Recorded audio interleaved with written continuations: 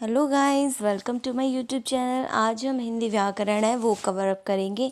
तो यहाँ पे हम देखते हैं, सबसे पहले भाषा की सबसे छोटी इकाई है वो ध्वनि होती है और इसी ध्वनि को हम वर्ण कहते हैं। वर्णों के व्यवस्थित समूह को वर्णमाला कहते हैं। भाषा की सबसे छोटी इकाई क्या है? ध्वनि। और इसी ध्वनि को वर्ण कहते हैं। वर्णों की व्यवस्थित समूह को कहते हैं वर्णमाला। हिंदी वर्णमाला में कुल वर्णों की संख्या जो है वो है 52। कितनी है? कुल वर्णों की संख्या है 52। कुल वर्णों की संख्या कितनी है? 52। हिंदी वर्णमाला को दो भागों में बांटा गया है, स्वर और व्यंजन। स्वर और व्यंजन कितने भागों में बांटा गया है वर्णों को? वर्णमाला को दो में, स्वर और व्यंजन। स्वर एक और दूसरा व्यंजन। जो वर्ण स्वतंत्र रूप से बोले जाते हैं वे स्वर कहलाते हैं। जो बोले जाते हैं वो क्या कहलाते हैं? स्वर। बोले जाते हैं वो स्वर हैं। स्वर के प्रकार देखते हैं। मूल स्वर, ह्रस्व स्वर, लघु स्वर। मूल, ह्रस्व, लघु स्वर। दीर्घ स्वर, प्लुत स्वर। मूल, ह्रस्व, लघु ये एक ही नाम है स्वर का। इसमें आते हैं अ, ई, उ, ऋषि। छोटा, छोटी, छोटा ऊ, ऋषि। मूल, ह्रस्व, लघु स्वर में अ, उ, ई, ऋषि। दीर्घ स्वर्ग में आता है बड़ा, बड़ी, बड़ऊ, छोटी ए, बड़ी ए, छोटा ओ, बड़ाऊ। ये दीर्घ स्वर्ग में आते हैं। बड़ा, बड़ी, छोटा ऊ, छोटी ए, बड़ी ए, छोटा ओ, बड़ाऊ। ये दीर्घ स्वर्ग में आते हैं। प्लुत स्वर, प्लुत स्वर होता है ओ। ये प्लुत स्वर होता है। जिन स्वरों के उच्चारण में बहुत कम समय लगता है वे मूल स्वर, ह्रस्व स्वर या लघु स्वर कहलाते हैं। जैसे अ, उ, ई। इन स्वरों के उच्चारण में ह्रस्व स्वरों में अधिक समय लगता है। जिन स्वरों के उच्चारण में ह्रस्व स्वरों में अधिक समय लगता है वह दीर्घ स्वर कहलाते हैं। जैसे कि बड़ा आ, बड़ी ई, बड़ा ऊ। जिन स्वरों के उच्चारण में सबसे अधिक समय लगता है वो कहलाते हैं प्लुत स्वर। जिसमें सबसे ज़्यादा अधिक समय लगता है प्लुत स्वर में। जैसे कि ओ, कितना सारा टाइम लगा है, तो ये है प्लुत स्वर। स्वरों की संख्या 11 होती है और अयोगवाह स्वर 2 होते हैं। स्वरों की संख्या 11। स्वरों की संख्या कितनी? 11। अयोगवाह स्वर कितने होते हैं? 2। अयोगवाह स्वर होते हैं 2। कुल स्वरों की संख्या होती है 13। कुल स्वरों की संख्या कितनी होती है? 13। जैसे कि छोटा आ, बड़ा आ, छोटी ई, बड़ी ई, छोटा ऊ, बड़ा ऊ, ऋषि। छोटा ए, बड़ा ए, छोटा ओ, बड़ा ओ। वह छोटी अंग और बड़ी अंग। ठीक है, तो ये कितनी होती है? इसमें है स्वर जो है वो 11 हैं और अयोगवाह स्वर है वो 2 हैं। ठीक है, कुल मिला के इनको हो गए 13। तो ये 13 होती है। कुल स्वर की संख्या कितनी होती है? 13। कुल स्वर की संख्या कितनी होती है? 13। छोटा, बड़ा, छोटी, बड़ी, छोटा ऊ, बड़ा ऊ, ऋषि। छोटी ए, बड़ी ए, छोटा ओ, बड़ा ओ, छोटी अंग, बड़ी अंग। अनुस्वार के लिए एक डैश उस पर एक बिंदी रखते हैं। अनुस्वार के लिए इस पे एक डैश, उस पर एक बिंदी। विसर्ग के लिए 2 पॉइंट लगा देते हैं। विसर्ग के लिए 2 पॉइंट लगा देते हैं और अनुसार के लिए एक डैश, उसके ऊपर एक बिंदी। अब स्वरों का वर्गीकरण। मूल स्वर, ह्रस्व स्वर, लघु स्वर। मूल स्वर, ह्रस्व स्वर और लघु स्वर जो है वो छोटा, छोटी, छोटा ऊ और ऋषि हैं। छोटा, छोटी, छोटा ऊ, ऋषि ये मूल स्वर हैं। मूल, ह्रस्व, लघु स्वर है। मूल, ह्रस्व, लघु स्वर हैं। ये मूल, ह्रस्व और लघु स्वर हैं। दीर्घ स्वर बड़ा, बड़ी, बड़ाऊ, छोटी ए, बड़ी ए, छोटा ओ, बड़ाऊ। ये दीर्घ स्वर हैं जो कि संख्या में है 7। मूल, ह्रस्व, लघु स्वर हैं जो कि संख्या में है 4। दीर्घ संधि स्वर, सजातीय स्वर भी बोल सकते हैं हम इसे। दीर्घ संधि स्वर या सजातीय स्वर बड़ा, बड़ी, बड़ाऊ 3 होते हैं। बड़ा, बड़ी, बड़ाऊ। दीर्घ संधि स्वर या सजातीय स्वर 3 होते हैं। बड़ा, बड़ी, बड़ाऊ। ये 3 होते हैं। दीर्घ संधि स्वर या सजातीय स्वर कितने होते हैं? 3। कौन कौन से? बड़ा, बड़ी, बड़ाऊ। संयुक्त स्वर इसे बोलते हैं विजातीय स्वर। ये छोटिए, बड़िए, छोटाओ, बड़ाओ। संयुक्त स्वर या विजातीय स्वर ये 4 हैं। छोटिए, बड़िए, छोटाओ, बड़ाओ। छोटिए, बड़िए, छोटाओ, बड़ाओ। इनकी संख्या कितनी है? 4। संयुक्त स्वर विजातीय स्वर की संख्या है 4। दीर्घ संधि स्वर या सजातीय स्वर ये हैं 3। दीर्घ स्वर की संख्या है 7। मूल, ह्रस्व और लघु स्वर की संख्या है 4। संयुक्त स्वरों या स्वरों का निर्माण अ और ई से ए बना है। अ और ए से क्या बना है? बड़ी ए। अ प्लस छोटी ए बड़ी ए बन जाता है। अ प्लस छोटी ए बड़ी ए। अ प्लस ई छोटी ए। अ प्लस ई छोटी ए। अ प्लस ओ और अ प्लस ओ। अ प्लस ओ। स्वरों का उच्चारण व स्थान।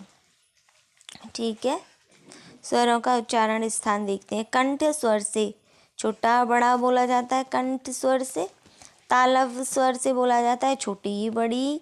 ओष्ठ से बोले जाते हैं छोटा ऊ, बड़ा ऊ, छोटा ऊ, बड़ा ऊ। और मूर्धन्य स्वर जो होता है वो ऋषि होता है। मूर्धन्य स्वर जो होता है वो ऋषि। कंठ तालव्य स्वर जो है छोटी ए, बड़ी ए। कंठ तालव्य स्वर जो है वो छोटी ए, बड़ी ए। कंठ ओष्ठ छोटा ओ, बड़ा ओ। कंठ ओष्ठ छोटा ओ, बड़ा ओ। और कंठ तालव्य छोटी ए, बड़ी ए। जीभ के आधार पर स्वरों का उच्चारण और स्थान। अग्र स्वर से बोले जाते हैं छोटी, बड़ी, छोटी ए, बड़ी ए। ये 4 होते हैं अग्र स्वर से जो बोले जाते हैं। छोटी, बड़ी, छोटा ए, बड़ा ए। ये अग्र स्वर से बोले जाते हैं और 4 होते हैं। मध्य स्वर से बोला जाता है अ, ये एक ही होता है। मध्य स्वर से बोला जाता है अ, ये एक ही होता है। पश्च स्वर से बोले जाते हैं बड़ा, छोटा ऊ, बड़ा ऊ, छोटा ओ, बड़ा ओ। ये 3 होते हैं जो पश्च स्वर से बोले जाते हैं। बड़ा, छोटा ऊ, बड़ा ऊ, छोटा ओ, बड़ा ओ। पश्च स्वर से बोले जाते हैं। व्यंजन जो वर्ण स्वरों की सहायता से बोले जाते हैं व्यंजन कहलाते हैं। व्यंजन क्या होता है? जो वर्ण स्वरों की सहायता से बोले जाते हैं व्यंजन कहलाते हैं। कितने प्रकार के होते हैं? 6। स्पर्शी स्पर्श व्यंजन। स्पर्शी स्पर्श व्यंजन ये क से लेके होते हैं म तक 25 होते हैं। क से लेके म तक होते हैं 25 होते हैं स्पर्शी स्पर्श व्यंजन। उत्क्षिप्त या द्विगुण व्यंजन डाडमरू, डाडक्कन, डाडमरू, डाडक्कन। उत्क्षिप्त या द्विगुण व्यंजन होते हैं 2 डाडमरू या डाडक्कन। अनुनासिक या नासिक ये होते हैं 7। अनुनासिक या नासिक ये होते हैं 7।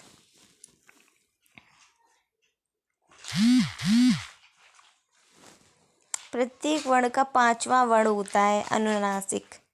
प्रत्येक वर्ण का 5वां वर्ण होता है अनुनासिक।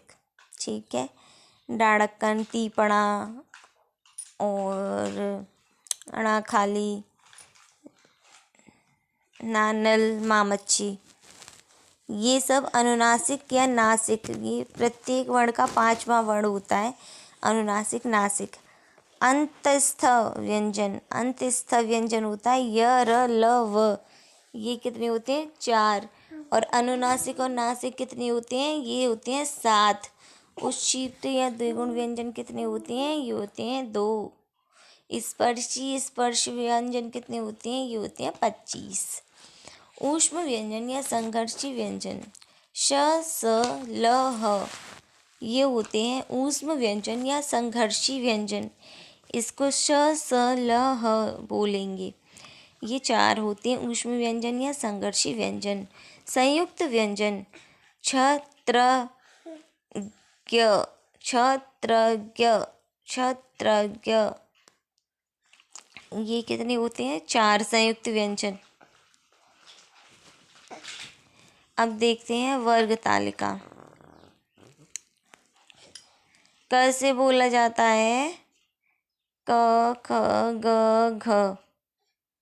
क से लेके य तक।